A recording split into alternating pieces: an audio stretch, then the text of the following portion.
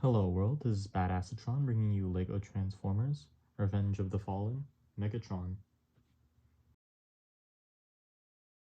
I'm gonna be completely honest with you guys. It's been really hard for me to think of Transformers at the moment. So until all the creative juices start flowing again, I'm gonna start making these little guys. They're not that complex, but I honestly can't think of anything better to build at the moment. So anyways, here we have a miniature Revenge of the Fallen Megatron. It's a little hard to see on camera, but if I lift him up, you can see his head down there. His head is underneath the tank, though it's not as far as I would have maybe liked it to be. But for transformation, I really can't put it any farther. You may notice the tank barrel is asymmetrical. At the scale I built it, I really couldn't find a better way to build the barrel. So you end up having this asymmetrical one, which isn't technically inaccurate for some tanks, but for Megatron, yeah, it is inaccurate, I will admit that.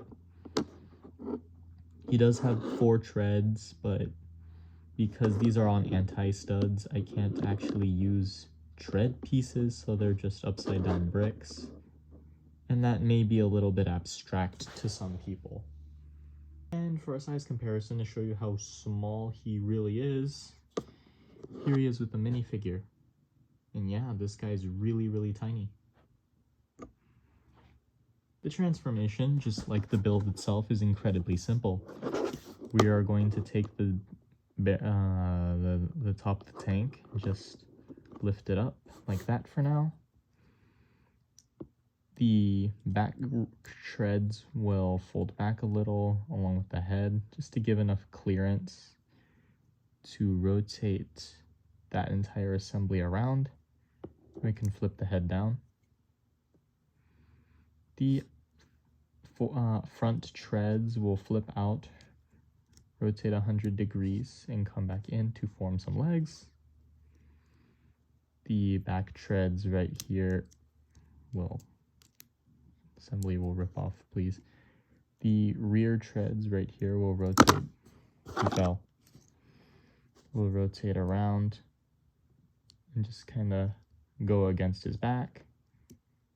And the top of the tank will split out. You can try to get him standing, but he's very back heavy, so I need to lean him forward a lot. But there we have Megatron in his robot mode. Robot mode is equally as simple as the transformation in the tank mode. He's got some stubby little legs, some stubby little arms, a little backpack, which I don't mind that much. I don't think it's accurate, but personally I can't think of anything better to do with the treads. One thing I do dislike is that, camera focus, please. His head actually ends up upside down. It's not that I don't like the look, it's just that in tank mode, his head is the other way around. And that it really disappoints me that I couldn't find a way to turn his head right side up, but whatever. Another thing I don't like about this guy, he's really back heavy, so it's hard to get him to stand sometimes. You can see me struggling right now. And for a size comparison, here he is with the minifigure. He's about the same size, a little taller, I suppose.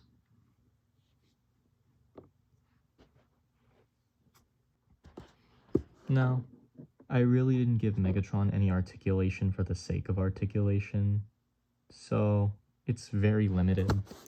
His head can move up and down, his arms can move out and I guess forward, but because of the way they're connected, it looks really weird. he does have a waist swivel, and his legs can move forward and back, in and out. But because of how back heavy he is, you're really not going to be doing much with the legs anyways. But that's all I have to say about this little guy. So I'll see you in the next one.